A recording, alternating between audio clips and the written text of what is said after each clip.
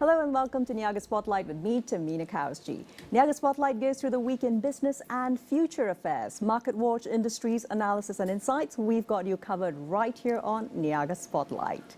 Well, for this week's analysis, we're taking a look at pharmacy mergers and consumer rights issues. Now, the Malaysian retail pharmacy industry is extremely competitive, with over 35 organized chain brands all across Malaysia. The market is booming due to a growing number of cases of NCDs, increasing online pharmacy services, growing government health expenditure, consolidation of smaller chains to enlarge in dissimilar regions, and services such as online consultations and e-prescriptions, coupled with per capita health expenditure in Malaysia.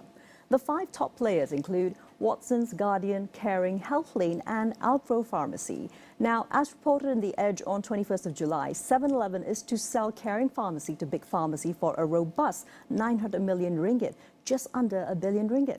Caring and Big Pharmacy are some of the biggest pharmacy chains in Malaysia, with 282 Big Pharmacy outlets across Malaysia, and Caring with a total of 199 outlets as of March 2022. So, the question we want to ask today is, what do these pharmacy mergers nationwide mean for the average Malaysian consumer amid cost of living concerns and rising inflation? I spoke to Dato Indrani Thuraisingham, legal advisor with the Federation of Malaysian Consumers Associations, FOMCA, to gain some insights. Let's watch. Hi, Dato Indrani. Thanks very much for making the time to join us. Let's get started. Dato Indrani, if I could ask you, what are the benefits and concerns about such a significant pharmacy merger from a consumer perspective? Yeah, thank you, Tamina. I think if we were to look at, when we talk about mergers, it's not necessarily bad, I would say, as long as this new found market position is not abused. Actually, then there would be some benefits to the consumers because what we would see is lower prices. But what happens sometimes, or I would say most of the time, when a particular monopoly controls the market, we don't really sometimes see the benefit flowing to the consumer. But what we would see is that, we would see some sort of a price fixing or a price colluding where, the prices are fixed at a higher price because now you have lesser players in the market, there's no competition. And especially when it comes to now, we're talking about, pharmacies and drugs, especially when we talk about essential drugs. I think this is where we are really concerned because especially life-saving drugs, if the prices are going to be fixed at a very high price, a lot of consumers are going to be affected, especially of those who are of the lower income. So this is where we see that while there are benefits, but if this dominant position is abused, then there could be very negative repercussions on the consumers. Fair enough.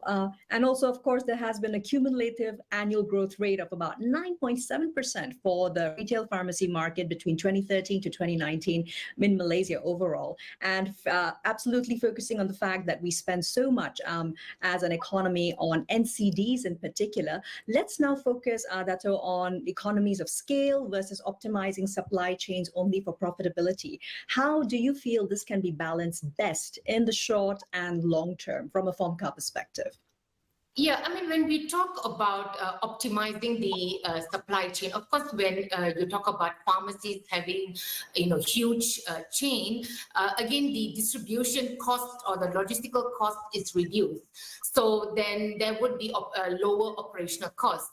But the question is whether this actually flows to the consumers.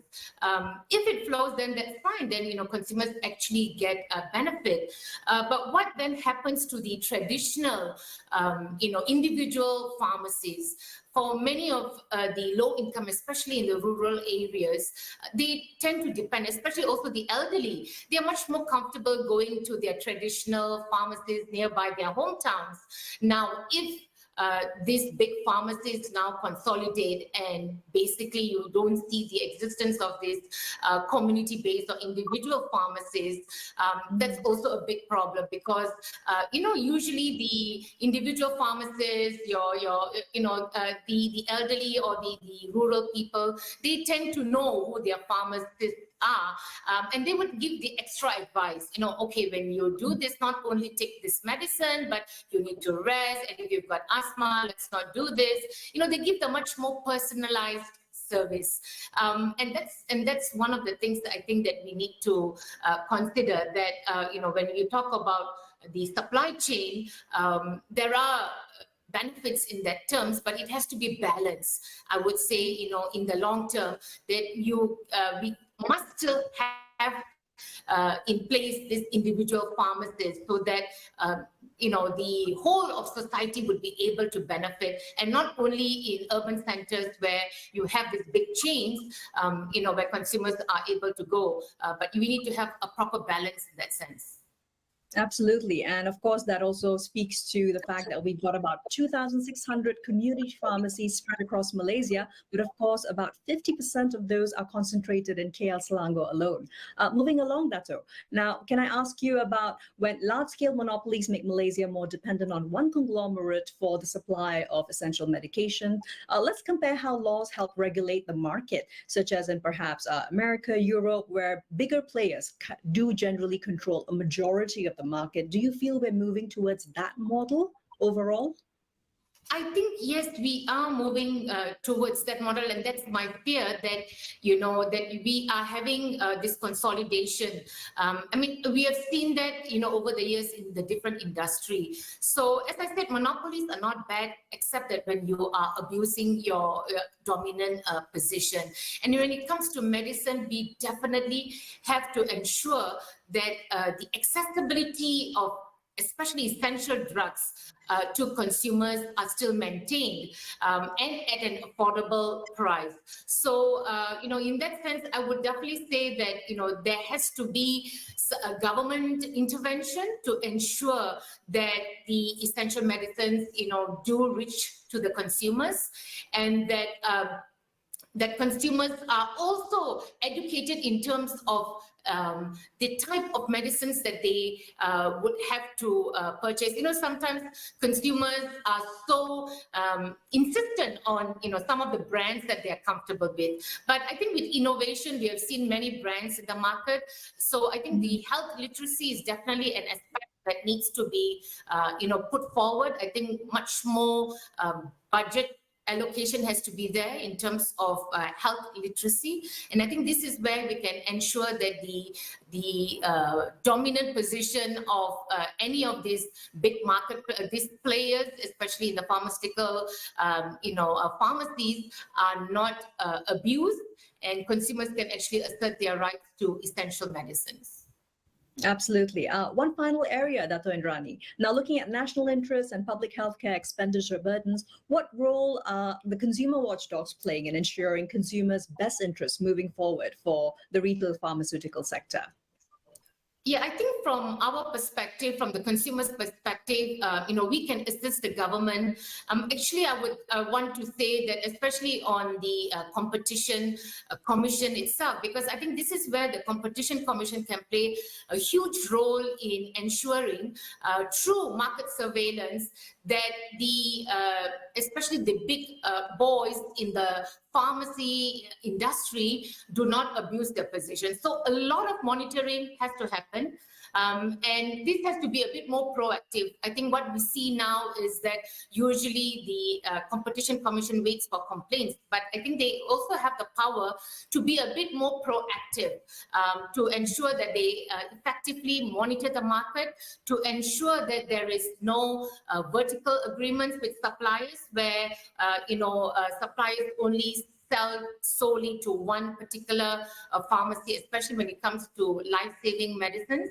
And I think this is where the consumer groups can actually assist by doing mystery shopping, by assisting the government or the Competition Commission by monitoring that. I think this is where, because at the moment, I would say that the capacity of the Competition Commission is limited, although they do have enforcement, division. But again, if you're doing nationwide monitoring, you would need the support of also the civil society groups. And I think this is where we can play a role in assisting in monitoring whether these abusive positions are being, played out, and also then conduct literacy, health literacy as well. We used to do this with the Ministry of Health previously. Before, I would say, over the years, in the last 50 years of the existence of FOMCA, I think twice the Ministry of Health have come back with us, and we have done Know Your Medicines campaign. And it was very, very successful, but these were years and years ago. I think this has to be continuous, and this is where we can support both the government, the Ministry of Health, as well as the Competition Commission in ensuring that these things are all in place. Thank you. Thank you so much, Dato Indrani, for giving us that comprehensive overview of how exactly, when we move towards consumer health in the pharmaceutical retail sector, how things can be organized better. That was, of course, Dato Indrani Thuraisingham, Legal Advisor, Federation of Malaysian Consumers Associations, FOMCA. We take a quick break now. Stay with us. We'll be right back with Niaga Spotlight.